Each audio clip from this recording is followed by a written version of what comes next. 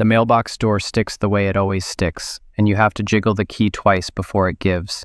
And inside there's a coupon flyer for a mattress store, a credit card offer you'll shred, and one envelope that is heavier than paper should be. Thick stock, your name spelled correctly, which almost no one gets right.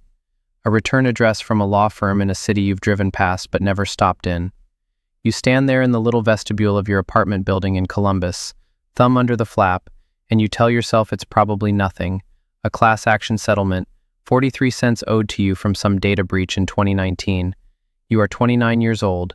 You make $61,000 a year as a physician's assistant scheduler at a cardiology practice, which is a longer job title than the paycheck deserves. You have $4,000 in a Chase savings account that you have refreshed on your phone roughly 900 times, as if the number might surprise you. It never does. You have $11,000 in a Roth IRA you opened after a podcast made you feel guilty. You have a 2015 Civic with 140,000 miles and a check engine light you have learned to love like a difficult pet. You open the envelope on the stairs. We represent the estate of the late Walter, and you stop because the last name is your last name, and you don't have any Walters. The word estate does a strange thing in your chest. You call your mother from the third stair, sitting down because your legs make the decision for you. She answers on the second ring the way she always does, a little breathless, like she ran to the phone even though the phone is in her hand. You read her the name. There's a silence on the line, and it is not the silence of someone who doesn't recognize a name. It is the other kind, the kind with weight. "That's your grandfather," she says finally. "My father." You have a grandfather. Had. You are learning both tenses in the same second. Here is what you knew, before the stairs. Your mother's father left when she was 6. That's the whole story, delivered once, when you were maybe 11, and asked why the family photos only started halfway through her life. He left. He wasn't a good man. We don't talk about him. And children absorb the shape of a closed door without ever needing to see what's behind it. So you closed it too. And you grew up, and you never thought about the man again because there was nothing to think about. A blank. A subtraction. The letter says the blank left you $4.2 million. Say the number out loud in your apartment and it sounds fake. 4.2. It's the kind of number that belongs to other people, to LinkedIn posts, to the guy from high school who did something with crypto and won't stop talking about it. You read the paragraph again. There's a brokerage account. There's a paid-off house in a town in Michigan. There's a life insurance policy with your name, your specific name, the one no one spells right, listed as the beneficiary. A man you never met knew how to spell your name. You don't cry. That surprises you later when you have room to be surprised. What you feel instead is something with no name, a kind of vertigo, the sensation of a floor you trusted turning out to be a trapdoor, except the trapdoor opens upward. Your mother won't come to the reading of the will. "You go," she says. "I made my peace with him being gone. I'm not going to unmake it now." And there it is, the first thing money can't touch. Whatever happened in that house when she was 6 is a country with the borders closed, and no amount of inheritance buys you a visa. The lawyer's office smells like carpet cleaner and cold coffee. His name is Nolan, and he has kind eyes and a folder 2 inches thick, and he explains things slowly because he can tell you've never sat in a chair like this. The first thing he tells you is the thing nobody tells you. You don't owe federal income tax on an inheritance. Not $1. You keep waiting for the catch, and it doesn't come. The estate settles its own obligations before anything reaches you, and Ohio has no inheritance tax, and the federal estate exemption for 2025 sits above $13 million per person, so Walter's 4.2 never comes close to triggering it. The money arrives clean. That's the part that will haunt you. It arrives clean, and it arrives silent, and it arrives with no way to say thank you. Nolan slides a second folder across the desk. "He also left these," he says. "He was very specific that you get them in order. Letters. Dozens of them. Rubber banded by year. You don't open them yet. You'll wish later that you'd opened them slower. The brokerage account is the part your brain can hold, so you hold it. $3.1 million in a taxable account at Fidelity, and when Nolan pulls up the holdings you actually laugh out loud, one sharp, surprised bark in the quiet office, because it's boring. It's the most boring portfolio you've ever seen. VTSAX, a total market index fund, the same fund the Guilt podcast told you to buy.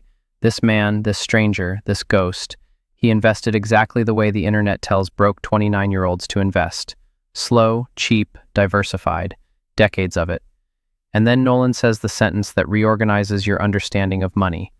His cost basis on most of these shares is very low, he says. He bought them a long time ago, but because he died, the basis steps up to the value on his date of death. So if you sell today, your capital gain is essentially zero. You don't understand, and then you do, and understanding it feels like a cold draft. Here's what he's telling you. Walter bought those shares over 30 years for maybe $800,000 total. They grew to $3 million. If Walter had sold them while alive, he'd have owed capital gains tax on more than $2 million in profit. But he didn't sell. He held them until he died, and the tax code contains a provision, the stepped-up basis, Section 1014, that erases that gain at death, resets the clock, hands it to you as if you bought it all yesterday at today's price. The $2 million gain simply evaporates. The IRS forgives a debt it was owed because the debtor died, and the person who inherits the forgiveness too. A lifetime of patience, converted at the moment of death into a tax-free transfer. He didn't just save money for you, he engineered the way it would reach you. He held those shares, through 2008, through 2020, through every crash that must have made his hands shake, because he knew that dying holding them was worth more to you than living off them was worth to him. You sit in the carpet cleaner air and you do the thing you always do when you're overwhelmed, the shameful private thing. You calculate.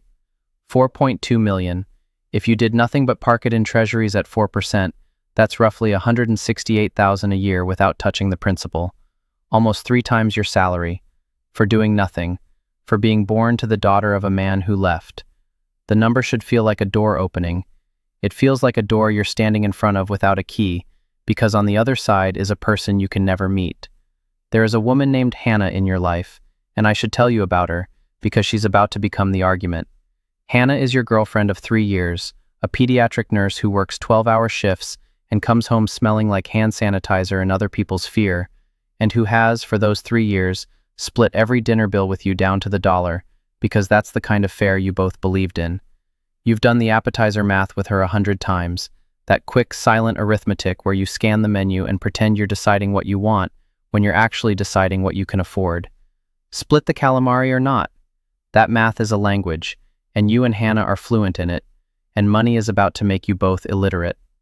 Because the first thing that happens after the money is that the appetizer math dies, and you didn't know how much you loved it until it was gone. You take her to a nice place to tell her. You order everything. You watch her face do something complicated when you say the number, a flicker you'll pretend you didn't see, and she says congratulations, and she means it. And she also goes a little quiet in a way that will take you 8 months to understand. That night she asks carefully, "So what does this change?" And you say, "Nothing," and you are both immediately aware that nothing is the first lie the money has bought.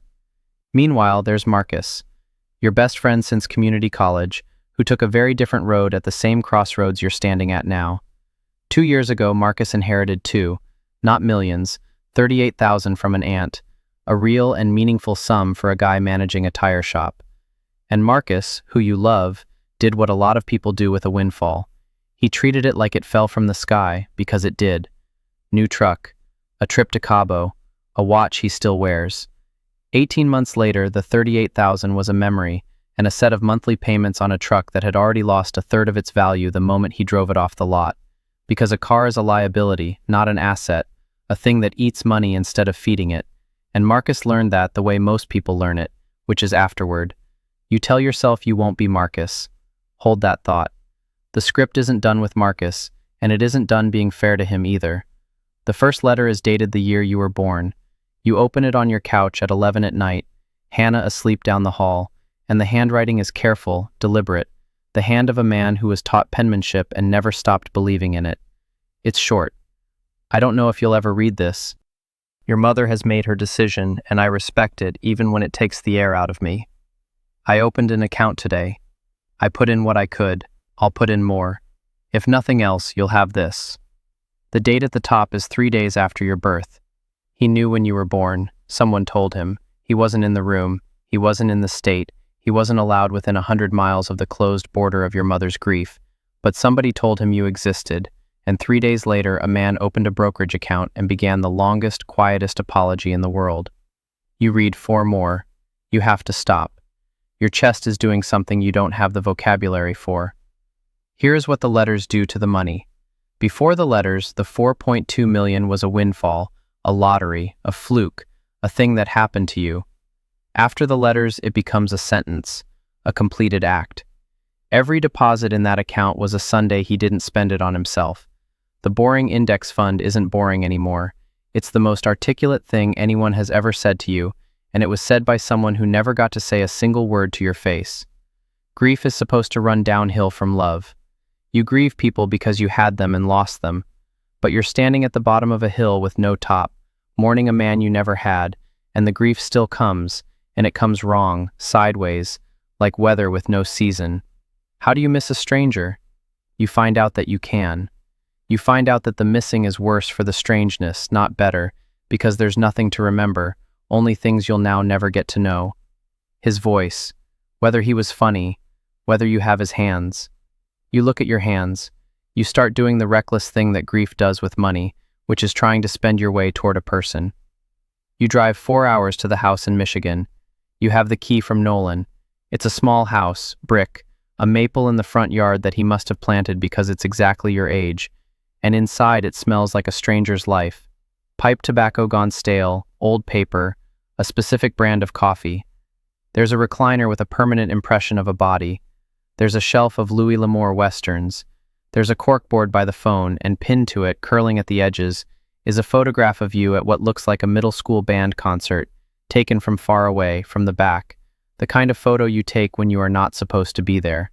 He came. At least once, he came. He stood in the back of a middle school gym and watched a kid play clarinet badly, and then he drove home and pinned the evidence to a corkboard and never told anyone. You sit down in the recliner. It fits you. Of course it fits you. This is the 7-minute mark of grief, the place where you think you felt the worst of it, and then the floor drops again. Because on the little table beside the recliner there's a spiral notebook, and it's full of your life. Not stalking, not madness, just a man keeping a record of a grandchild he wasn't allowed to have. Your graduation date gotten somehow.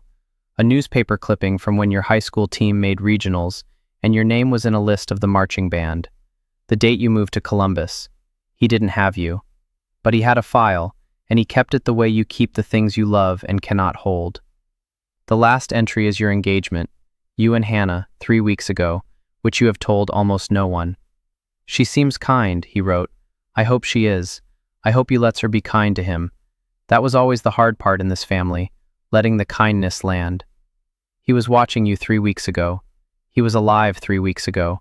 You were 40 minutes away from him for most of your adult life, and neither of you crossed it. And the reason neither of you crossed it is a wound that belongs to your mother, and it is not yours to reopen just because you now have 4 million reasons to be curious. You call your mother from his recliner. You don't tell her where you are. You ask her gently once why he left, and she is quiet for a long time, and then she says, "He didn't leave. I told you he left because that was easier than what happened. Your grandmother left, and took me, and he," and she stops, and you hear 30 years of a decision in the stopping. He tried, for a while, and then he stopped trying because I asked him to, because I was angry and I was allowed to be, and by the time I wasn't angry anymore, I didn't know how to undo it, so I just didn't. That's the loop you will never close. You will never know if it was fixable. You will never know whose fault it was, because it was everyone's and no one's, because that's how families break, not in one clean crack, but in 1,000 small refusals to be the first to call. You have the money. You will never have the story. The two of them made a decision in the dark decades ago, and the only witnesses are one woman who won't speak of it and one man who can't. Here's what the money does in the after. Some of it is good. You pay off Hannah's student loans, $31,000 at 7%, and you watch her cry in the good way for the first time in the whole ordeal, and you understand that you didn't just erase a debt, you erased a low hum of dread that had been playing under her whole adult life. You max the Roth. You build the actual emergency fund the podcast wanted, 6 months of expenses, and you feel the specific animal calm of knowing a bad month can't end you. You keep the boring index fund exactly as it is, because to sell it would be to unsay the thing he spent 30 years saying. And some of it is not good, and you should know that too. You and Marcus get weird. He borrows $8,000, and you both pretend it's a loan, and you both know it isn't. And something in the friendship goes quiet, because money is a solvent, and it dissolves the fiction that you and he were ever exactly equal. You'll get past it, mostly. There will always be a small, cold room in the friendship now that used to be warm, and money built that room, and money can't tear it down. You keep the house in Michigan. You can't explain why to Hannah, and you don't try. Once a month, you drive 4 hours to sit in a dead man's recliner and read a Louis L'Amour Western you don't enjoy, and it is the closest thing to a conversation you will ever have with him, and it will have to be enough, and it is not enough, and both of those are true at the same time in the way the truest things always are. The maple in the front yard is exactly your age. You measure it against yourself in March, the way he must have, the way the notebook says he did. The tree is taller than the boy now, one entry reads, from when you were 9. You stand next to it. You are taller than the tree was in that entry. The tree is taller than you now. You did that together, the two of you, without ever standing in the same place. And you reach up and put your hand flat against the bark, and you ask the yard quietly, the question the notebook and the letters and the $4.2 million will never answer. Would you have liked me?